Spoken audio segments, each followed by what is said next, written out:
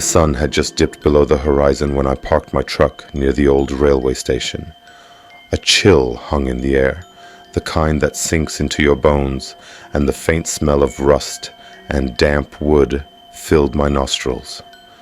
I stood there for a moment, staring at the sprawling tracks that disappeared into the encroaching darkness. Working night shifts, maintaining abandoned train tracks wasn't anyone's dream job. It sure as hell wasn't mine, but it paid well enough, and I didn't mind the solitude. After my divorce, silence had become my closest companion. I'd been doing this for years, long enough to know that the quiet wasn't always as empty as it seemed. The tracks had a way of messing with you, especially if you didn't follow the rules. Those rules, simple, specific, and unnervingly odd, were handed to me on my first day. Never stare at the train if it passes, no matter how empty it looks, the foreman had said, his voice low and gravelly. If you hear anything from inside a tunnel, walk away, and whatever you do, finish your work before 3 a.m. At first, I thought he was trying to scare the new guy, but the other workers, older men with tired eyes, had nodded gravely, their faces grim. Over time, I learned they weren't joking. I'd heard the stories, missing workers, lights that appeared where there shouldn't be any, objects left behind that didn't belong to anyone. Peter, a guy I'd worked with for a couple of years, vanished one night after ignoring a rule. He'd gone to investigate a faint sound inside a tunnel, and he never came out. His disappearance was chalked up to an accident, but I knew better. Shaking off the memory, I grabbed my tools and flashlight and started walking. The job tonight was routine, patching up loose bolts and clearing debris. The track stretched on endlessly ahead, flanked by overgrown weeds and the occasional rusted signal post. The wind picked up, carrying with it a faint, almost musical whistle. I glanced at my watch. It wasn't time for any train to run. Not that these tracks saw much activity anyway. Most of the lines were decommissioned decades ago. I stopped in my tracks, the weight of the rules pressing down on me. The first rule came to mind. Never stare at the train. But there wasn't a train, right? I shook my head, gripping the flashlight tighter. Maybe tonight would just be another quiet shift. At least, that's what I told myself. I've always thought there's a kind of rhythm to this job. You show up, check your tools, and walk the tracks, eyes scanning for cracks in the rails or loose fittings. But here's the thing. It's not just about fixing tracks. You've got to stay alert for other things, things that don't belong. The rules are simple on paper, but in practice, they're like a second set of instincts. Take the first rule, for instance. Never stare at the train, no matter how empty it looks. Sounds easy, but when you hear that whistle, low and mournful, it's like a siren's call. You want to look, you need to look, but I've never broken that rule. Not yet. Rule 2? Don't follow sounds coming from inside the tunnels. That one gets trickier when you're out here alone. The dark plays tricks on your ears. Once I swear I heard someone calling my name from one of the old tunnels. It was faint, distant, but unmistakable. I walked away fast that night, every nerve on edge. And then there's rule 3. If you find something out of place, don't touch it. It's not uncommon to see junk near the tracks. Old tools, discarded clothes, or even suitcases. The smart thing to do is leave it alone. That's harder than you think. Curiosity is a powerful thing. The other rules? Simple enough. Finish by 3 a.m. Close your eyes if you feel watched. Don't get creative. Do the work, follow the rules, and go home. That night, I just tightened a bolt when my flashlight beam landed on something up ahead. A lantern. An old one, dented and rusted, sitting upright on the rail like someone had placed it there. My gut twisted. I hadn't seen it on my earlier pass. It hadn't been there. Don't touch it, I muttered to myself. My voice sounded strange in the stillness. I skirted around the lantern, careful not to kick it. As I moved past, I felt a faint vibration beneath my feet. At first, I thought it was my imagination. Then I heard it, the unmistakable sound of wheels on rails, faint, but growing louder. My chest tightened. No trains were scheduled. The foreman had been clear about that. I turned off my flashlight and crouched down by the side of the track, waiting. The whistle came next, low and haunting, carrying on the wind like a song from a time long gone. My fingers gripped the cold steel of the track as the sound grew louder, closer. But there was no light, no movement. The whistle passed, fading into the night, leaving me alone with the silence. I stayed still for a long moment, my breath shallow. Then I stood, brushing dirt from my jeans, and checked my watch. Midnight. I told myself to keep moving. The rules had saved me before, and I wasn't about to test them tonight. The morning after my shift, I couldn't shake the feeling that something had changed. It wasn't just the lantern or the whistle from the night before. It was something deeper, like the tracks themselves had shifted under my feet. I spent the day in a fog, replaying everything in my head. The rules were simple, sure, but last night had reminded me how thin the line was between safety and whatever was on the other side. I figured I needed a distraction, so I headed to Maggie's diner. It was the kind of place where people swapped stories over black coffee and stale donuts, and I could use the company. The bell above the door jingled as I walked in. A familiar voice called my name from the corner booth. Susan. I hadn't seen her in years, not since she left the job. Back then, we'd worked the same stretch of track, and she'd been good at it. Sharp, methodical, no nonsense. But something had driven her away, and she'd never told me what. "Still walking the rails, huh?" she said, as I slid into the seat across from her.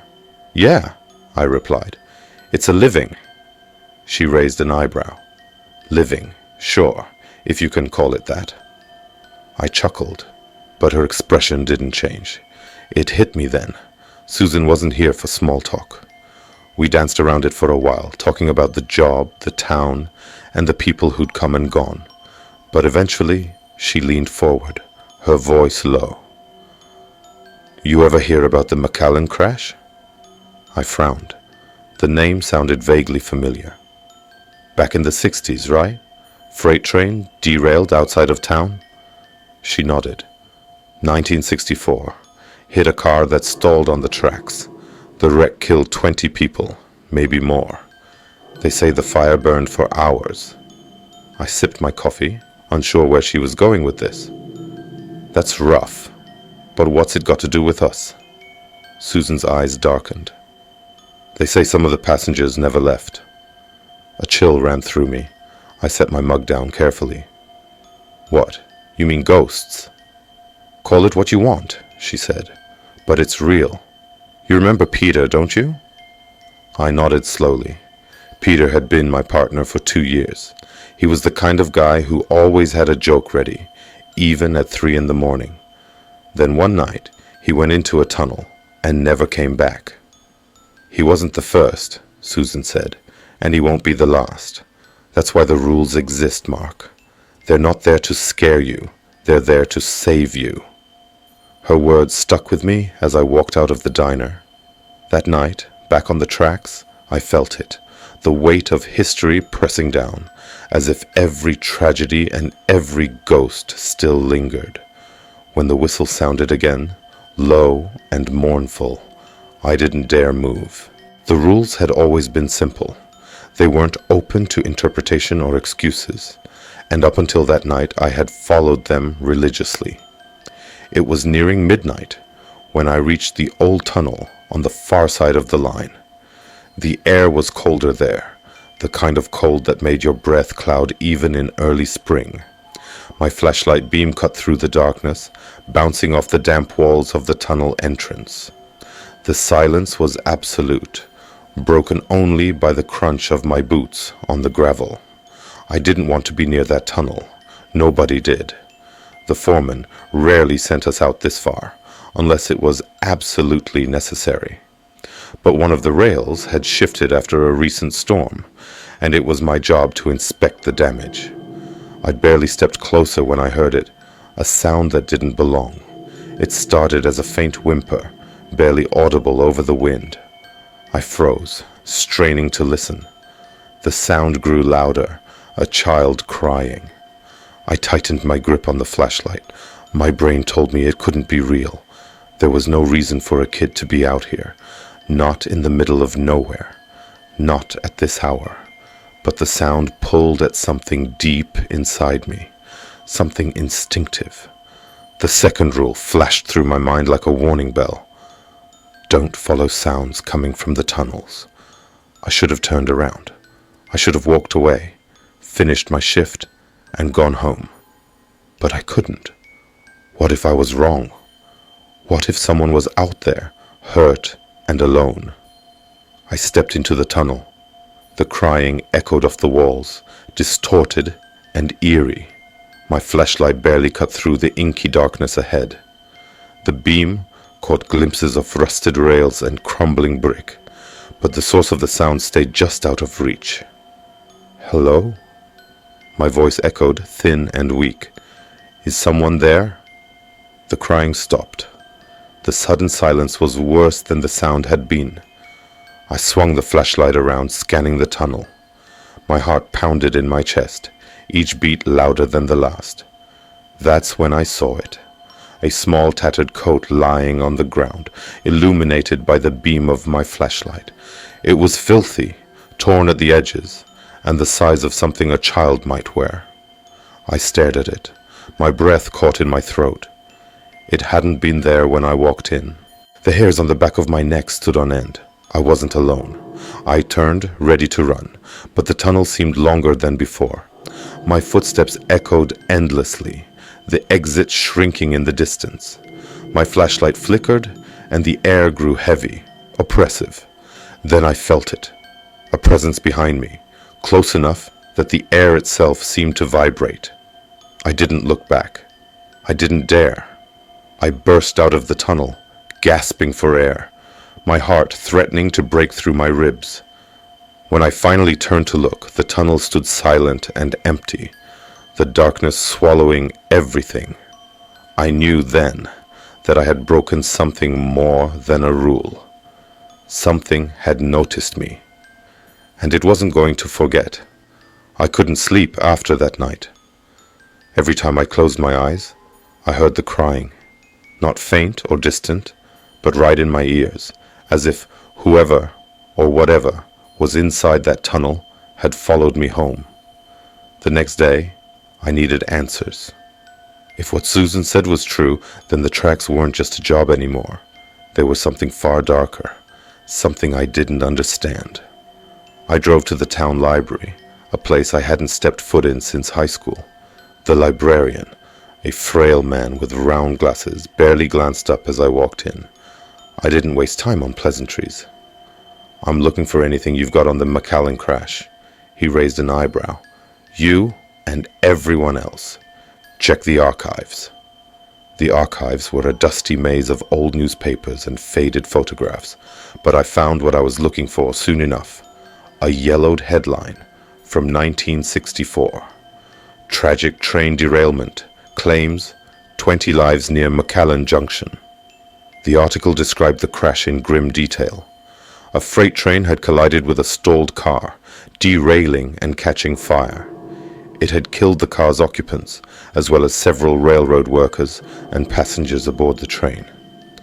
But that wasn't the part that stuck with me. Buried near the bottom of the article was a single line. Witnesses report hearing screams from the wreckage hours after the fire had died down. Rescuers found no survivors. The stories didn't stop there.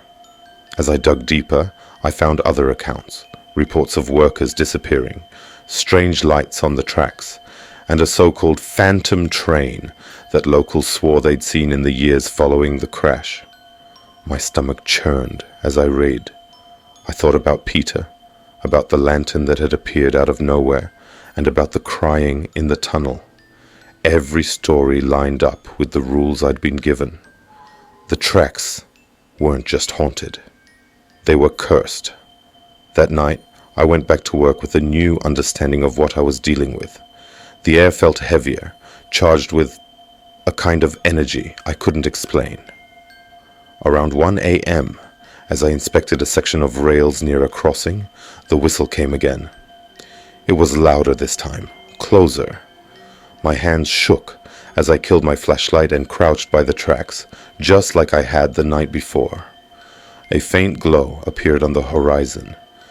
At first, I thought it was just a trick of the light, but then it grew brighter, accompanied by the distant hum of wheels on steel. The train appeared out of nowhere, gliding silently along the rails. Its windows glowed faintly, revealing shadowy figures inside. My instincts screamed at me to look away, but I couldn't. Through the nearest window, I saw a face. It wasn't human, pale and featureless. It stared straight at me, its empty eyes boring into mine. My breath caught, and I slammed my eyes shut, heart pounding in my chest. When I opened them, the train was gone. The tracks were silent again, but I knew it had seen me. Whatever rules had kept me safe before, they weren't going to be enough now. The moment I saw the train, and it saw me, I knew I'd crossed a line. The rules weren't just guidelines anymore, they were lifelines, and I just let one slip through my fingers. That night, the silence wasn't just silence, it was waiting, watching. I tried to go through the motions, focusing on the rails in front of me, but my hands trembled too much to hold the wrench steady. Every shadow seemed to stretch and twist unnaturally under my flashlight beam. My ears picked up faint whispers on the wind, words just out of reach. I told myself to get it together. The shift was almost over. I just had to finish tightening a few bolts and get the hell out of there. But as I reached for my wrench, something caught my eye. There, lying on the gravel beside the rail, was the lantern. The same damn lantern. My chest tightened. I'd seen it last night, miles from here, and yet there it was again, rusted and dented, as if mocking me. Don't touch it. I repeated the rule in my head like a mantra, but something else whispered back. What if you need to? What if this is your way out? Before I knew it, my hand was hovering over the lantern. My fingers brushed the cold metal, and the air around me seemed to shift. The world grew unnaturally quiet, as if the tracks were holding their breath. The whispers grew louder. They weren't just words anymore. They were voices, dozens of them, all speaking at once, overlapping and chaotic. They filled my head, drowning out everything else. You shouldn't have done that, a voice hissed, distinct and clear. I spun around, but the tracks were empty. The flashlight flickered in my hand, the beam dimming until it barely lit the ground in front of me. That's when I saw it. At first, it was just a shadow on the edge of the beam, tall and thin. But as I stared, it moved. Unnatural, jerky, like a puppet on strings. It had no face, no features, but its presence was suffocating. I stumbled back, dropping the flashlight. The beam spun wildly, casting fleeting glimpses of the figure as it grew closer. "Stay back!" I shouted, my voice cracking. The figure didn't stop. Panicking, I turned and ran down the tracks, my boots slipping on the gravel. The air grew heavier with every step, pressing against my chest like a physical weight. My legs burned, but I didn't dare stop. When I finally looked over my shoulder, the figure was gone, but the air still felt wrong, and I could feel something watching me, something far worse than what I'd seen. The tracks stretched endlessly ahead, as if mocking my escape. I wasn't sure I'd ever make it back to the truck. The lantern lay behind me, untouched but not forgotten. Whatever I'd unleashed wasn't going to stop. I don't know how I made it back to the truck that night. My legs moved on autopilot, one step after another. until the gravel gave way to asphalt and my shaking hands fumbled for the door handle. When I finally got inside, I locked the doors, as if that could keep whatever was out there away from me. The engine roared to life, and I sped down the narrow road, headlights slicing through the suffocating darkness. But no matter how far I drove, I couldn't shake the feeling that the thing I'd seen was still with me, watching, waiting. When I finally got home, I didn't sleep. I didn't even turn off the lights. Instead, I sat at the kitchen table with a stiff drink in one hand and Susan's warnings playing over and over in my head. The rules aren't there to scare you. They're there to save you. I'd broken two now. I'd touched what I shouldn't have, and I'd looked at the train. The question wasn't if something would happen. It was, when? The next night I returned to the tracks, not because I wanted to, but because I had to. If I didn't finish the job, someone else would be sent out there, and I couldn't live with myself if they got caught up in whatever this was. The air was wrong from the moment I stepped out of the truck. It was thick, heavy, like walking through water. The flashlight barely penetrated the darkness, and even the smallest sounds seemed deafening in the stillness. The tracks stretched out before me, endless and suffocating. The lantern was gone, but its absence felt worse somehow, like it had moved on to somewhere I couldn't see. I worked quickly, my hands moving on instinct as I tightened bolts and checked the rails. But as the minutes ticked by, the oppressive feeling grew worse. It was almost 3 a.m. when I heard it. The whistle. This time, it wasn't faint or distant. It was loud, sharp, and growing louder by the second. I turned toward the sound, my body moving before my brain could stop it. The train was there, charging down the tracks, its headlights blazing like fire. But something was wrong. It wasn't solid. The train shimmered, its edges blurred and flickering, like a bad signal on an old TV. The windows glowed faintly, revealing the same shadowy figures I'd seen before. They were clearer now, men, women, and children, their faces featureless and distorted. And they were all looking at me. I stumbled backward, my foot catching on the edge of a rail. The ground came up fast, and the flashlight clattered out of my hand. I scrambled to my feet as the train bore down on me, its whistle screaming like a banshee. With no other option, I did the only thing I could think of. I grabbed my wrench and swung it down on the nearest rail as hard as I could. The sound of metal on metal rang out, deafening in the stillness. Sparks flew as the wrench struck the rail again and again. The train screamed, not the whistle this time, but the train itself, as if it were alive and in pain. The headlights flickered, the figures inside writhing and clawing at the windows. I didn't stop.